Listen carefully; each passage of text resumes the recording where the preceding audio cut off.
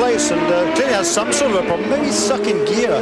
Sounded like he wasn't perhaps shifting there, but clearly not up to full speed.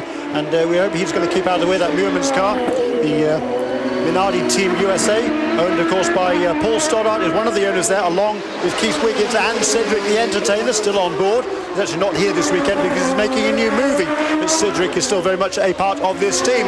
Meanwhile, usual order has been restored at the front of the field. There is Sebastian Bourdais, another new fastest lap of the race. The first man in the 1:08, 1 minute 08.844 for Sebastian Bourdais, and he wants to get as many points out of this weekend as he possibly can. I still love how it's Tristan Gomedy's fault, though, for using up the best of Sebastian's tires, according to Craig Hampson, but I don't think it's held him back too much, as you say, fastest lap of the race, a 1:08.844, just an absolutely blistering pace. Sebastian Bourdais being chased by Oriol Servia, but he seems to be in control of the race and on course to make 3 in a row here in Long Beach.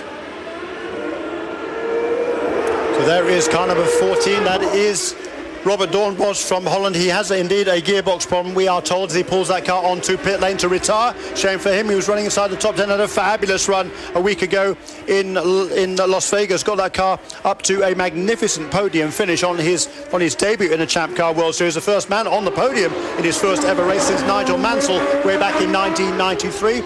Not able to reproduce that this weekend, but still a good weekend's work for Robert Doornbos. Again, he's learned a lot, and prior to that stunningly quick lap, or another one there right behind it, another 1:08 for Sebastian Bourdais. But prior to that lap, everybody in the entire field, except for Mario Dominguez, who was out on the very first lap, and Matt Halliday, they were all lapped between 1:09.1 and 1:09.9. So 3/4 of a second in lap time, covering the entire field here in Long Beach.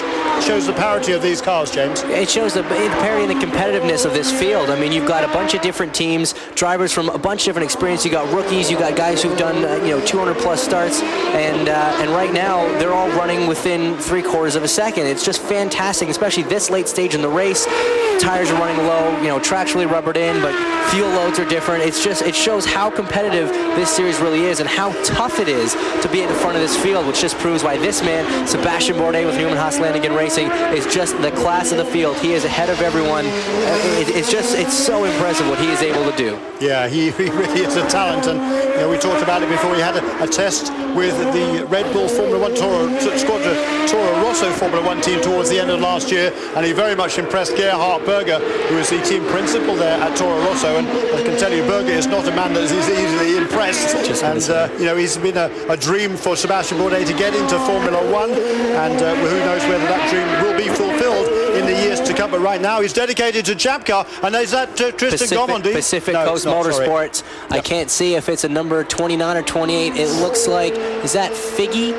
Or is that Diol? That is Figge, the American flag on the helmet there. You can see Alex Figge, number 29, in the wall hard in turn 9, end of the back straight. Very unfortunate. Could you imagine if Tristan had been able to let that fuel go a few laps longer, he would have had his caution, because this is a fairly major impact and could very well take 4 or 5 laps to clean up, which is what Jimmy Vasser said they needed. Oh, yes, indeed. Ifs, ands, and buts of motor racing, but I still reckon it's mission accomplished for Gomedy and PKV Racing, because Gomedy knows that he can mix it with the best. He was running with the very best, in fact ahead of the very best, ahead of Sebastian Bourdais, and relatively comfortably in so doing. And Gomedy still has the 4th best lap of the race, and that is no mean feat on its own. And if he'd had to save fuel and just sort of try and keep Bourdais behind him, he wouldn't have had an opportunity to really push hard and push himself to the limits. But as we've seen before, Gomedy has good experience on the street circuits, and winning at Macau, that is a big feather in anyone's cap. That was of course in Formula 3 in 2002. The Formula 3 race in Macau is the crown jewel of Formula 3 racing, and of course that's a formula that is competed in all over the world. There's Formula 3s in almost every country and continent that houses motorsports. And so what this caution has done, though, is really set up an exciting finish. Champ Car this year, they run off timed races. It's no longer by laps, and we're looking at just 9.5 minutes left to go. So by the time this crew, the Homacho safety team, gets this Pacific Coast Motorsports car cleaned up, we're going to have, I'm I'm thinking 2-3 minutes left in this race, and that's going to close the gap back, allow Oriol Servia to maybe take a run at Sebastian Bourdais. A few laps to go. Who knows what could happen? Yes, indeed, and that is going to set up a very thrilling finish indeed. I fancy that Bourdais certainly has a bit in hand over the rest of the field, but Oriol Servia, I don't think anybody's told Oriol that just yet, and Oriol would be looking for any potential chink in the armour of that McDonald's car right in front of him. Meanwhile, Alex Tagliani, Will Power behind him. Justin Wilson rounds out the top 5, then Bruno Junqueira. Behind Junqueira is Neil Jarni, who's crept up there into 7th place in the second of the PKV racing cars. And after a difficult weekend for Neil, who hit the tyres heavily this morning in the warm-up, that's a good effort. He's ahead of Graham Rahal. Catherine Legg has got herself up to 9th. Again, keeping out of trouble, doing a nice job because she struggled for pace all weekend long. And then Diel and Gomondi rounding up the cars on the lead lap, the top 11 places. Good for Ryan Diel to be in the top 10 there in the new team, the Pacific Motorsports cars. And now Oriol Servia, I mean, he smells an opportunity here. The one thing he's got working against him, 12 seconds of Cosworth power to pass compared to Sebastian's 47. Let's have a look at something that happened earlier in the weekend. The Newman-Haas racing team, a great history here on the streets of Long Beach. They've won 5 times here in the past. That was with Mario Andretti 3 times and Bourdais twice. They've got 9 poles here as well. And on Friday, Sebastian Bourdais unveils the plaque there for Paul Newman. Carl Haas also honoured here this weekend. There it is, Newman-Haas Racing getting a place on the Motorsports Walk of Fame here in Long Beach. Also honoured, as we said a little bit earlier on, was the originator of this event, Chris Pook, another expatriate Englishman, and also Brian Redmond, another expat Brit, who won here in Formula 5000 in 1975. And all those guys on great form. Some very interesting tales they all told up there. But then look here at some of the achievements of what is now Newman-Haas Lanigan Racing. We've been in this series for a long time and unparalleled success. So we are on board with Graham Rahal and his his teammate at Newman-Haas Lanigan Racing are informing Sebastian Bourdais who has how much Cosworth power to pass remaining for the final stages of this race. And once again, Bourdais is looking very, very good in that department. He's only used 13 seconds in all.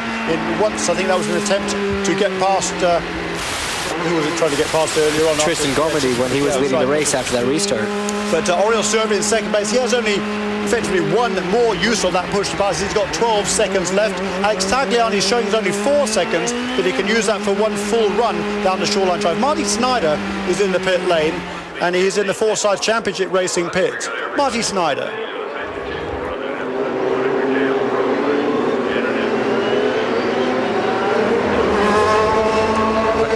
It's actually talking on the radio here, but Marty Snyder will be talking with Neil in a moment as Neil just informs Oriol Servia of what is going on, getting ready for the restart here with now what is less than 6 minutes to go.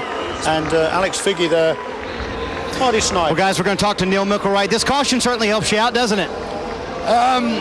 It does. It doesn't hurt us. Obviously, you know, we were looking good on fuel.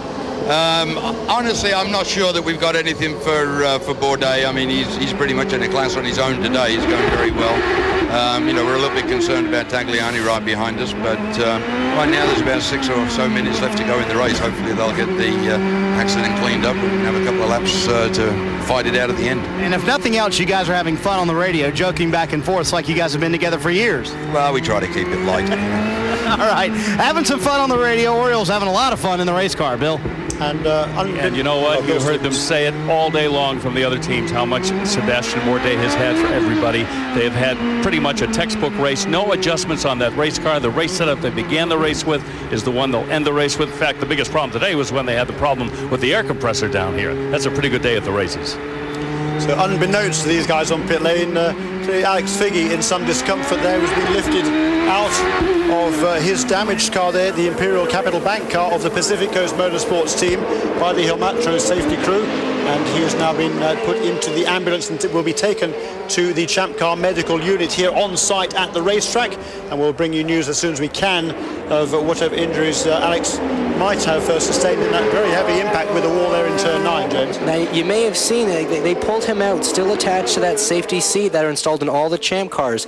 It's the first time I've actually seen that used, so it was interesting to see that. Obviously, Alex reported some discomfort in either his back or his neck, and the purpose of this device is to remove the driver without upsetting anything there. He's still in his racing seat, and they put him onto a stretcher and into the ambulance. But on board with Oriol Servia as the Homatro crew just finishes up the debris in turn 9, and we should be going back to green next time by. Yeah, you can see the top of the screen, lap 75.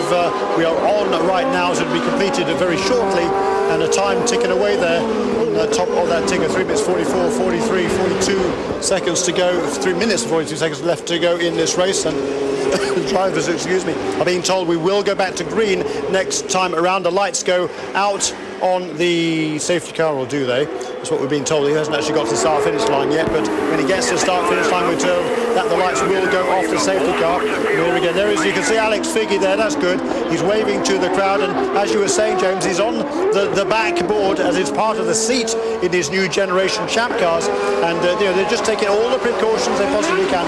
If there's any question marks whatsoever, then they won't take any gambles, and they will take Alex out on that backboard, and they'll look him, give him a good thorough looking over. But that was a pretty hearty thumbs up wave, I think, to the crowd down there in turn 9. I think it'll be okay. Like you say, it was a precautionary thing, but Long Beach is one of those tracks that it can bite you. I mean, it caused an injury to an Atlantic racer. Mike Forrest had a back injury here last year in the Atlantic season opener, and then of course Paul Tracy this morning. He did also last year in the Grand Am. Mamo Gidley had a big crash here as well in his Grand Am car. So these are very unforgiving walls. That was Craig Hampson, I think, on the radio to Craig Hampson racing in the show. The top 10 and an impressive finish last weekend. How happy are you about how this team has come together? We got 2 to go, and let's see if we can get the 7th place car to be a bowling pin, a bowling ball, and take out the top 5. We get them both on a podium, so we'll see what happens. All right, thanks a lot. There's Dale Coyne there, over the enthusiast, over with the upbeat thinking there, at least from his perspective.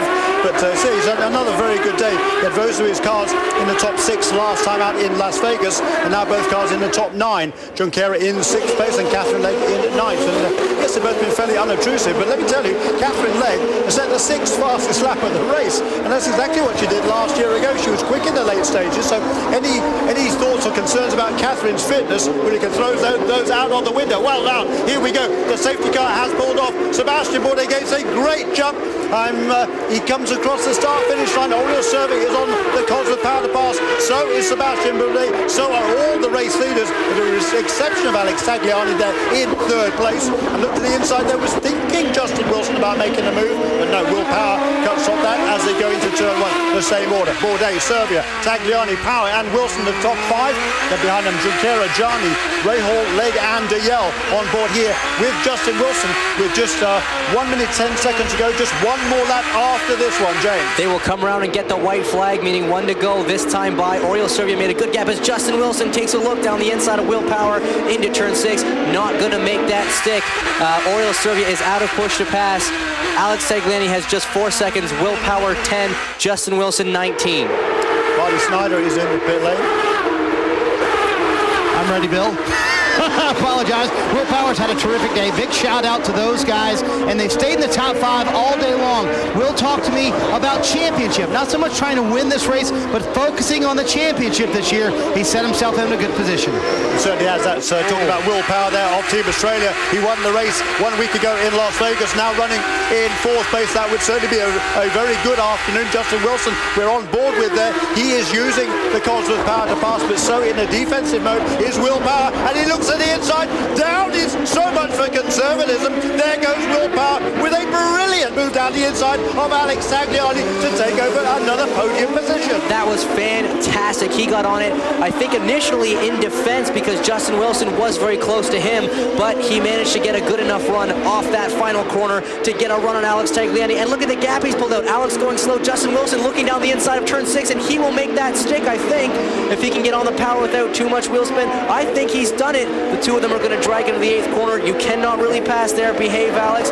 Very well done. Tragic for Alex Tagliani. 2 lost spots on the final lap of the race. Popped up on the curve there on the inside of turn 8, did Justin Wilson, but he got a good run off the corner, and I think he's going to be able to hold on to that position, and he would love nothing better to get the better of his teammate. But it's all about this man today, isn't it? Sebastian Bourdais has been the class of the field. It looks like Simon Pagenaud will get the fastest lap, but everything else, Sebastian Bourdais across, he takes the checkered flag. Sebastian Bourdais win number 24 in his career, and once again a brilliant performance by the entire Newman-Haas racing team, and it is yet another victory, the third in a row here in Long Beach for that man Sebastian Bourdais. And you know what, that was an absolutely storming performance, as he's going to do his